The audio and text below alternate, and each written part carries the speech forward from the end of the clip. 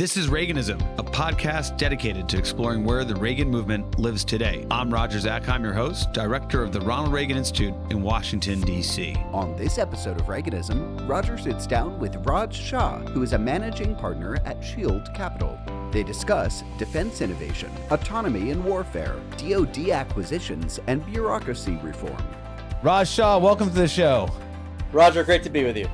Well, of course, you're known to the world of the Reagan Institute as one of the great leading voices on integrating commercial technology into the world of national defense. You're the founder of the subject of the book, which, of course, is DIU, the Defense Innovation Unit.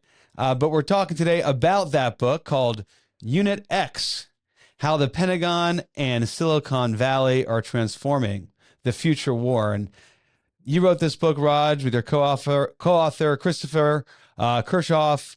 And on the cover, perhaps is the best indication of what this book is about. It's a picture of an F-35 on an iPhone. Let's start there, Raj. Tell us about why you wrote this book and perhaps how this image captures it all.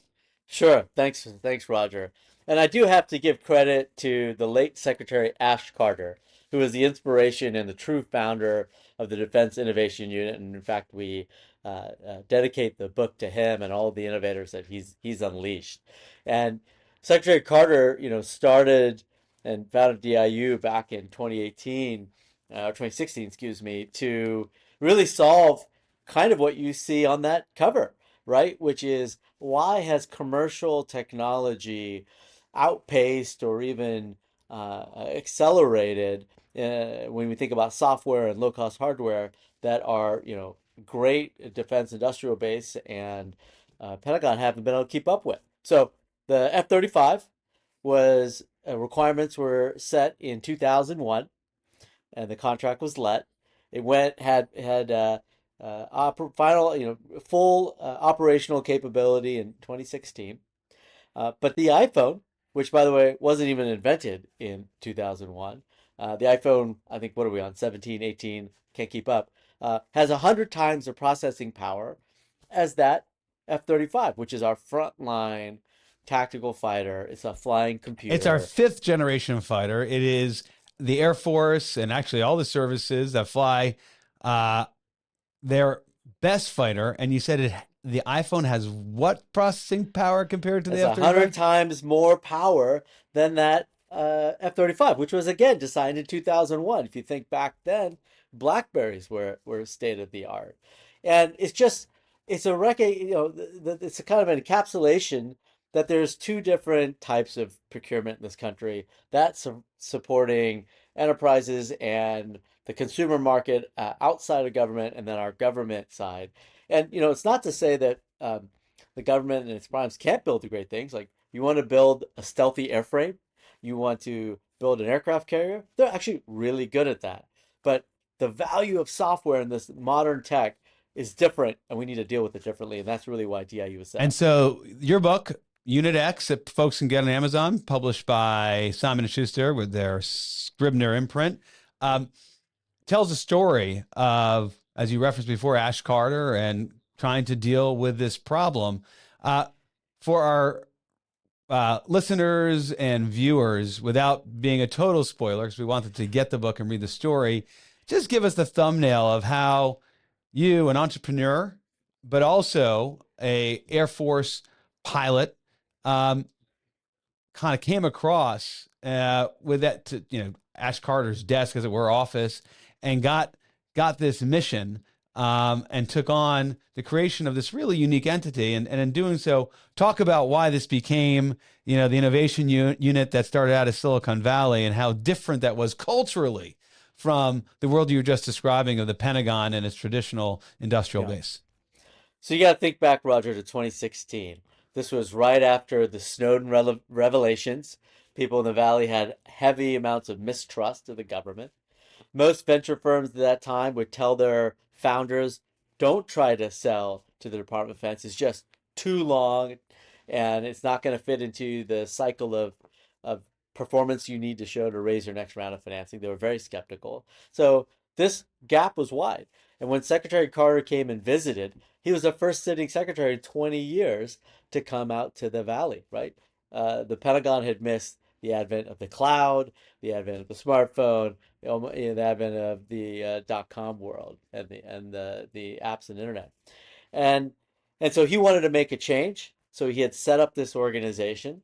And unfortunately, in true bureaucratic fashion, it got put somewhere lower in the org and was not set up for success. And me and Chris and Vishal and Isaac, who were recruited to come in, found a group where they were working on card tables and they couldn't even get internet, so they had hotspots. Like this was like why can't the Pentagon work? And so we were able to come in.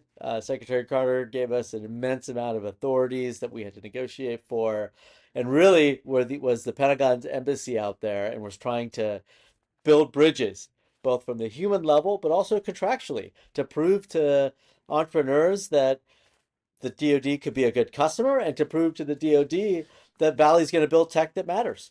So that bridge that you just described, Raj, and of course the story, which has a really great narrative here. I mean, it reads well, and it's kind of page turner in this story of how you break through two worlds by creating, as you just referenced, that bridge.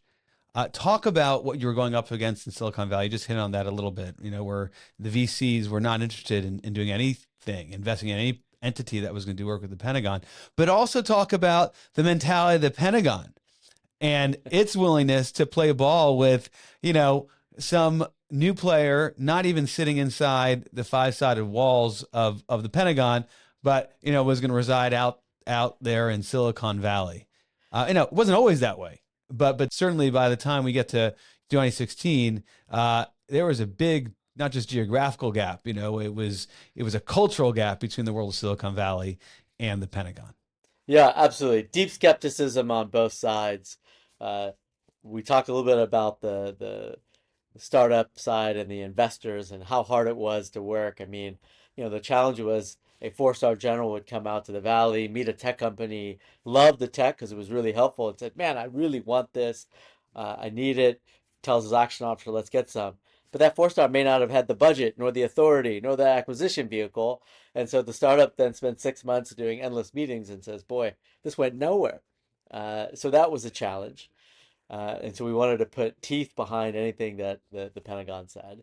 But on the other side, right, there was a lot of antibodies in the Pentagon, and luckily Secretary Carter helped us surpass those. But I mean, it was wild. The second day on the job, I get a call from a friend on the Hill and says, "Hey, Raj, I got bad news. Your organization DIU, which you just took over in this big public ceremony that Carter flew out for, has been zeroized."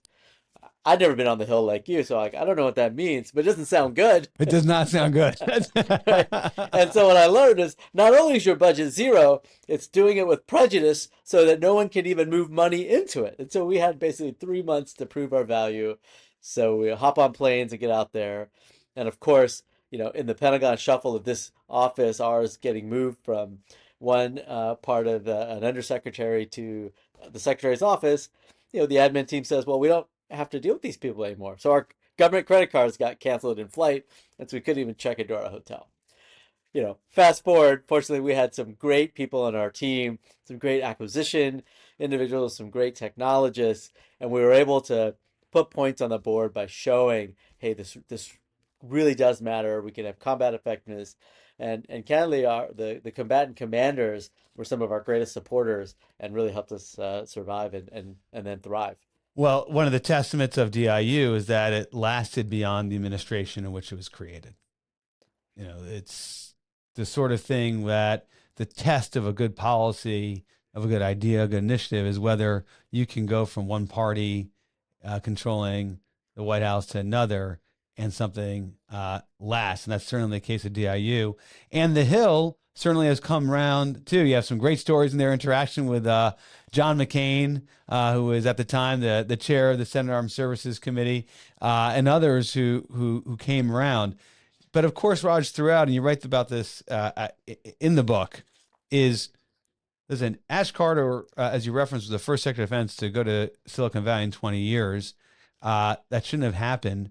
But what was driving him there was the reality of great power competition Hmm. and the fact that as the United States picked up its head from Iraq and Afghanistan, it recognized that it had a peer adversary in the Hmm. People's Republic of China. Hmm. And the tools that Secretary of Defense Carter and his Deputy Secretary, Bob Work, realized they needed to counter China did not reside within the walls of the Pentagon. Talk about the China piece and how much that animated your behavior and DIU's behavior.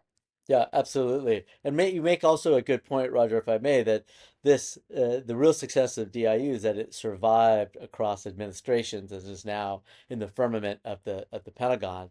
And I also have to give a lot of credit to Secretary Mattis, Carter's successor, who on one of his very first trips came and visited us in the Valley, reaffirmed his support, and a few months later actually puts out a memo saying we're going to remove the X. It was Defense Innovation Unit Experimental, got rid of that and said it's permanent, which really set the organization up for success. But to your point about great power competition and the need for us to project power and deter conflict in the Pacific, so many of these technologies that have reached primacy and advancement in the commercial world. So think, how do you deal with large amounts of information, artificial intelligence, right? It's very easy now to people understand as they play with Chat GPT, the power of this. But how do you apply that to the military in the fog of war? We've seen what's happened in Ukraine, Israel, and the Red Sea with the Houthis, the importance of drones and autonomy. And there was a realization that, we've sort of not only is this tech in the valley, much of it now is moving abroad, right? There are no small drone manufacturers for the commercial market of substance left here in the U.S. DJI owns most of it, and Which is a Chinese entity. Chinese entity, right? They make the best quadcopters. Not even just the hardware, but even the software is remarkable. And the Chinese view of civil military fusion, the way they're taking advantage of it is, the CCP way, which is very top down. They'll put party members on the board and they have control. Well, that's not how we do things here in the US. We want to maintain our liberal Western values. And so, how do we do our version of civil military fusion, which is through, contracts and voluntary arrangements and building trust? And so, I think that's part of our answer to what we're seeing in China and great power competition of equipping that DIU and the other innovation organizations in the Pentagon play a role in. Yeah, I mean there are lots of other innovation or organizations and entities in the Pentagon. It's almost been a proliferation. I think the skeptic would say you get pressure in your organization. You could be a military service, for example, military department. And what are you doing in innovation? Well, let me just create some entity that we're going to call as our innovation hub.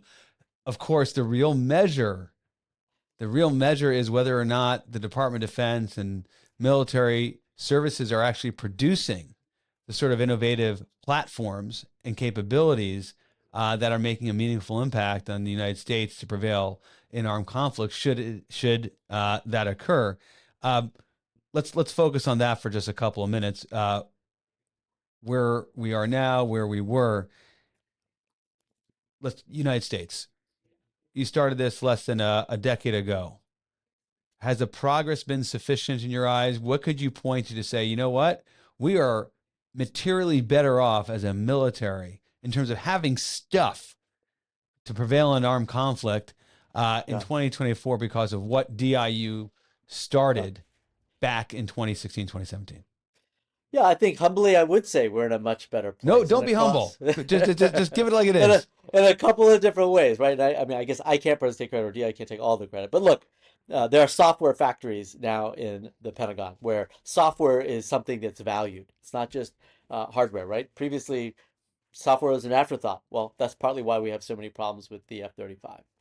uh, you're seeing this whole slew of new companies that emerging companies that have come about from Anduril and Shield AI and many of these companies that DIU worked with that are now building amazing technology and are starting to scale well and are attracting a ton of capital.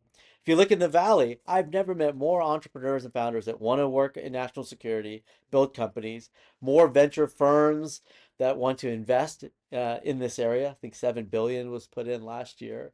So all of that is tremendously important, better than 10 years ago when the secretary couldn't even visit Google because they were afraid of a protest, right? And now they're opening their arms. Now, uh, DIU got $1 billion in this last appropriation. That's wonderful, right? And they're That's scaling. very different than being zeroed out. So It's very that's different than progress. zero. But if we think that drones and AI, which empowers drones, is really the future of war, of the $800 billion Pentagon budget, what percent should we put towards this?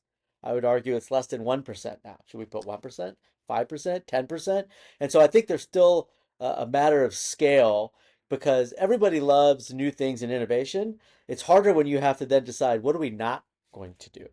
Yeah, we're with Raj Shah, author of Unit X, How the Pentagon and Silicon Valley Are Transforming the Future of War. He wrote this book along with his co-author, Christopher Kirchhoff, just out. You can go on Amazon and get it. Raj, I'm glad you pointed on that because I think the problem, the perhaps indictment, is that all this effort, all this capital has yet to have a transformative effect on two areas. One you just mentioned, that is the budget. You look at Department of Defense own materials, the amount going to AI or autonomy, it's a small, very small slice, a percent, a couple percent, but it's not a meaningful percentage of that 800, nearly $900 billion. And relatedly, not just budget allocation, because, you can spend a lot of money and get, one aircraft carrier, right? So are we producing products, platforms that of a scale, of a quantity that could have a meaningful impact on the military? And I think, you and I have spoken about this for years now. The answer for that is a decided no. Mm-hmm. What will it take, Raj, to get to that point where we're producing this sort of stuff at scale? And I think autonomy, as you're just hitting on, to me, is the most important metric to get to. Mm-hmm. We have to, so I mean, two angles. One, we need to think about cost as being a differentiator in and of itself, right? So the Pentagon, militarily has dominated for decades since the Cold War, and it was really decisive or decided upon having exquisite systems, a Greyhound-sized satellite that can see better than anybody else in the world, a large aircraft carrier or large nuclear submarine that our adversaries in the Soviets didn't have. But I think we're in a different world where mass and speed of innovation are more important. And so making something that's a $500 drone is in and of itself more valuable. But to do that, maybe we need less reliability, right? So if you send 10,000 of them off to go do a mission and 500 of them, crash on takeoff, maybe that's okay because they're so cheap, right? If you're in a manned fighter or stealth fighter, you couldn't have them crash on takeoff. So I think one, we have to do that. The other one though is while there's the budget allocation problem, there's also just like how big is the budget? We're still at the lowest defense budget as a percent of GDP, uh, in decades, and it's a very hostile world out there. So we need to reshore some of these supply chains, rebuild some of our inventories, and the hope was that what we saw in Ukraine would be a lesson, and we would begin to react to that. And Well, I want to hit on Ukraine, but what about the skeptic? Obviously, this is not reflective of my view, given where I stand in terms of defense budgets and how my view is the defense budgets will actually unleash defense production and the sort of scale and quantity that we need. But what about the view that says, hey, your dollars are just simply going to get lost inside the Pentagon, and you can throw more money at the problem. It's not going to result in more mass. Do you have an experience through DIU that you could point to or that you can trace from DIU to where they are now, where actually, no, you fund something, it can realize the sort of transformative and meaningful impact for new technology?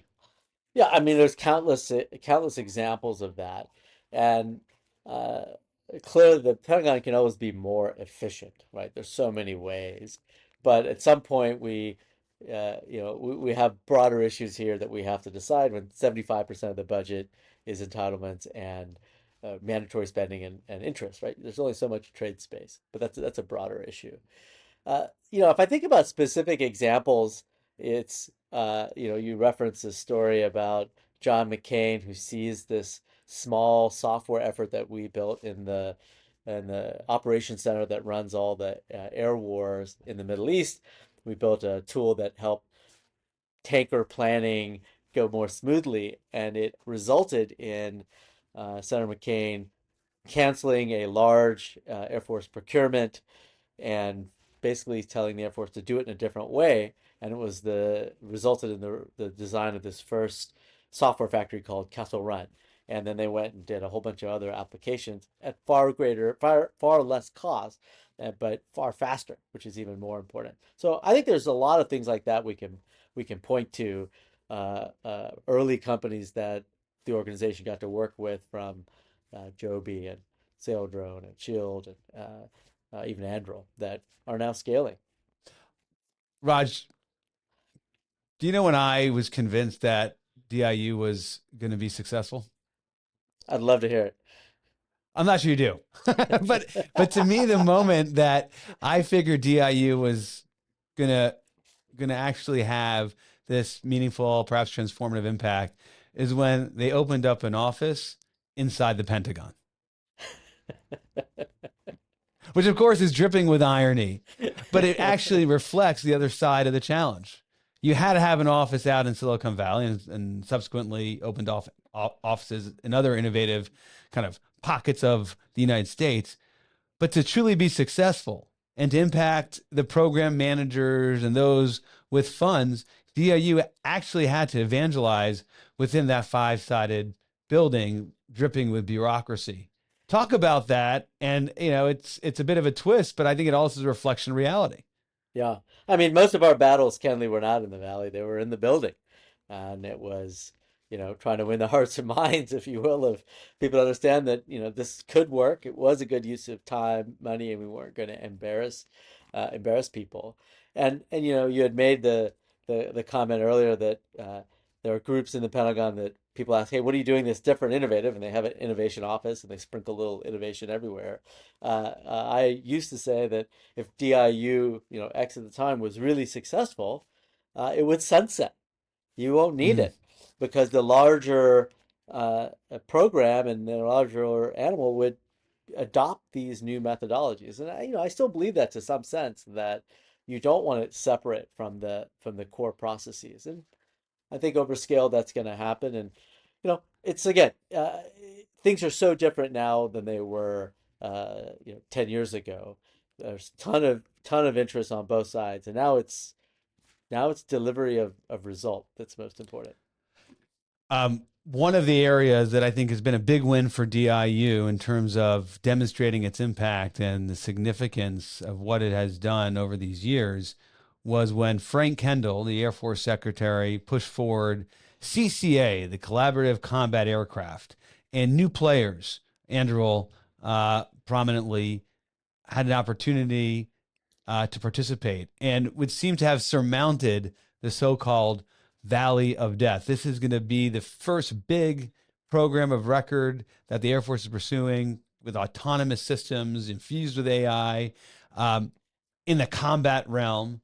And they didn't just go to the traditional players, although traditional players are participating too, and allowed a new entrant, again, a chance. We'll see how it shakes out, but they're already part of the program. Talk about the significance, Raj, of CCA, Yeah, not just the program itself for the Air Force, but what it means more broadly yeah, for these companies and the work of DIU, and then perhaps talk about what we might look forward to next. yeah. I mean, much credit to Frank Kendall, Secretary of the Air Force. I think it was uh, a a fantastic and forward-leaning decision, right? This is the autonomous, you know, aircraft that's going to be part of the backbone of our future tactical force. And they chose two performers that have never built an airplane of that scale, right? General Atomics and Anduril, though they've built drones before, and I think it's a realization and demonstration of the market that we'll take new entrants. We will work with the Air Force will work with folks that have really good software and demonstrated capability. So I think it bodes well. I'm hopeful that we'll see similar things in the other domains, undersea, land, and surface types of autonomy. That all these companies that are coming What do you about think will is have a most important to chance. me? Autonomy for sure in the air is what we're all expecting, and we're seeing it with drones. Obviously, you reference Ukraine. Undersea seems to be very relevant, and given the price, the cost of submarines, it would seem to make sense if you could have not necessarily a tradable, just a cheaper option. Yep. Gives you different kinds of capabilities. CENTCOM is working with a surface sort of autonomous vehicles, and then the land domain you hear less about, but there's some chatter. How do you prioritize importance and where you might see it next? Well, I think all of those domains will need autonomy. They're all a little bit different. But we've seen examples now. Again, even Houthis using unmanned sea drones. The other part, though, Roger, is also space. As we see how commercial space from sensing, communications, the resilience of having a bunch of small satellites is transformational, and the cost of launch is going to continue to go down as SpaceX brings out new launch vehicles, Starship. That's another area where again Yeah, it's a paradigm well, shift. I'm glad you raised space, and I think space and autonomy are the places where the commercial technologies have generated uh, the technology. It's been transformative. The industrial base didn't generate it, and it's effectively has already and will continue to disrupt what the industrial base had produced. I mean, it's just inevitable. To me, it's just a question of when it happens, not whether it happens. Question for you, though. In space and autonomy, it's effectively the biggest players that have disrupted it, even in software too, have come from companies that were founded by billionaires. VC back, but you had billionaires backing it with patient capital.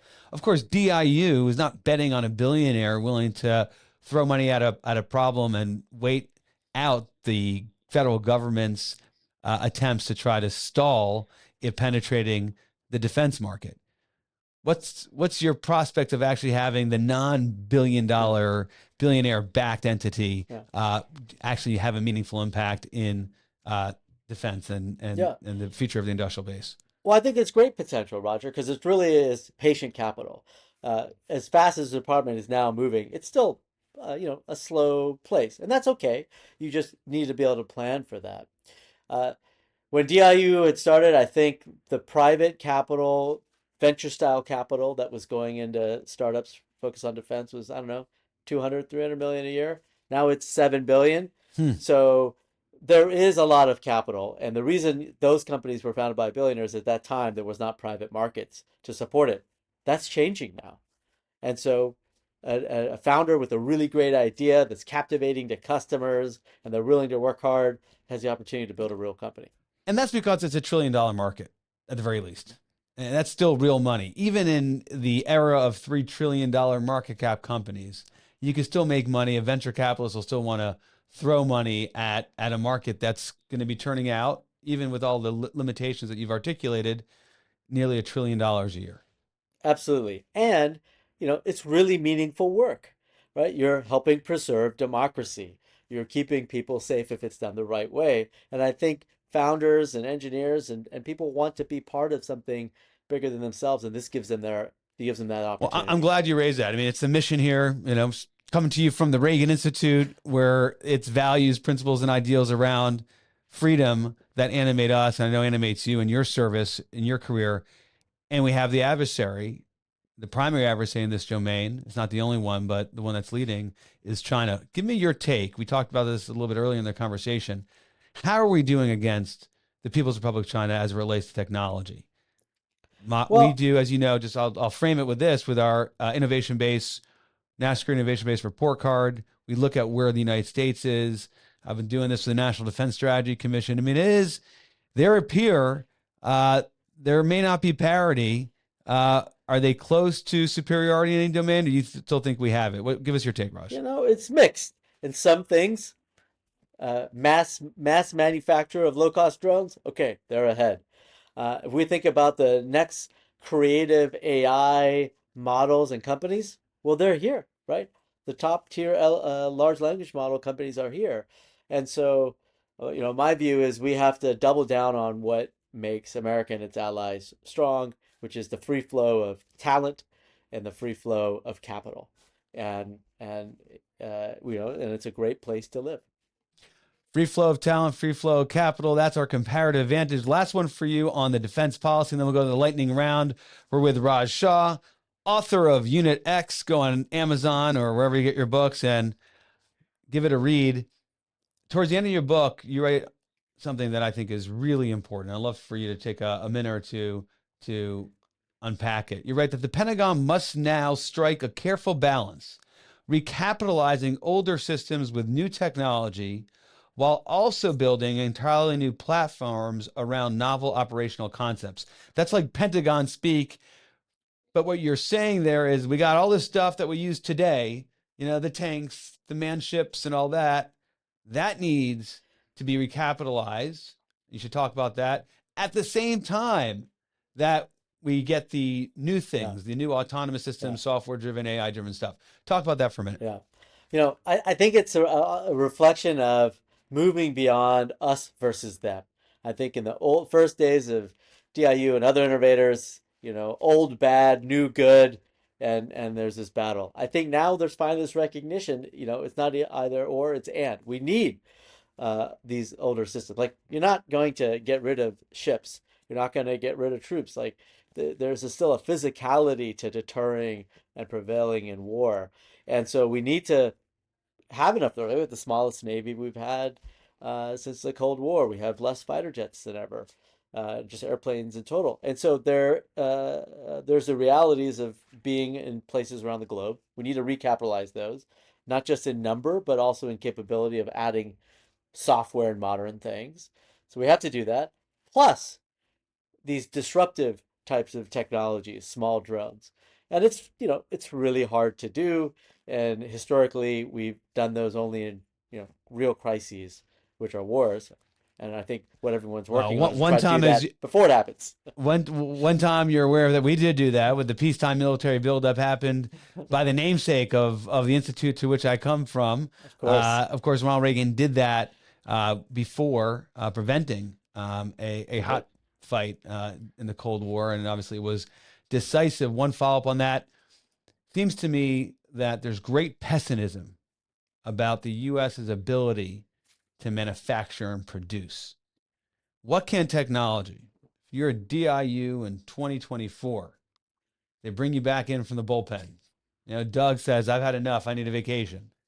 And you come back in, would you be looking at those innovative entities that actually are using software and other tools to make manufacturing in the United States a reality, so the industrial base could produce the sorts of things that we need at scale with mass? Well, first off, Roger, I don't know if I could get a job there these days. They've really raised the bar in hiring.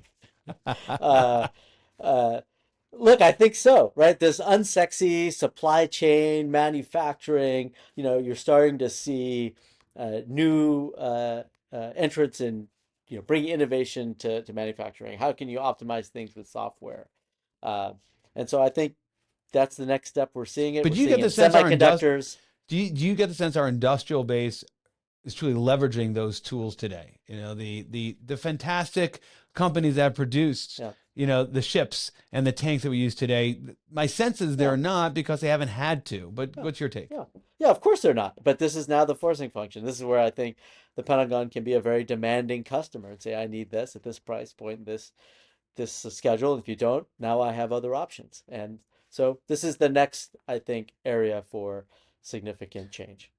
Hold on, Raj. They're going to call you back in. You got to be ready. You got to move all those investments to some mutual funds so you can clear it. All right, let's go to the lightning round. Here's where we ask our guests to provide their favorite Reagan book, speech, or quote. We'll take all three, two, or just one. What do you got for us, Raj? Well, I like Reagan, who quoted many times the shining city on a hill, which I think really goes back to what do we play to our strengths. We've been able to attract some of the best talent from around the world, from within here, and from our own country, and it's a great place to live, great place to raise a family, and so we don't have to compromise our values to win. We just have to double down on what works. Raj Shah, thanks for being on the show. Thanks. Congrats on the book. Thank you, Roger. We hope you enjoyed this episode of Reaganism. New episodes premiere weekly every Monday on YouTube and all podcast streaming platforms. If you like this episode, be sure to let us know and share with a friend.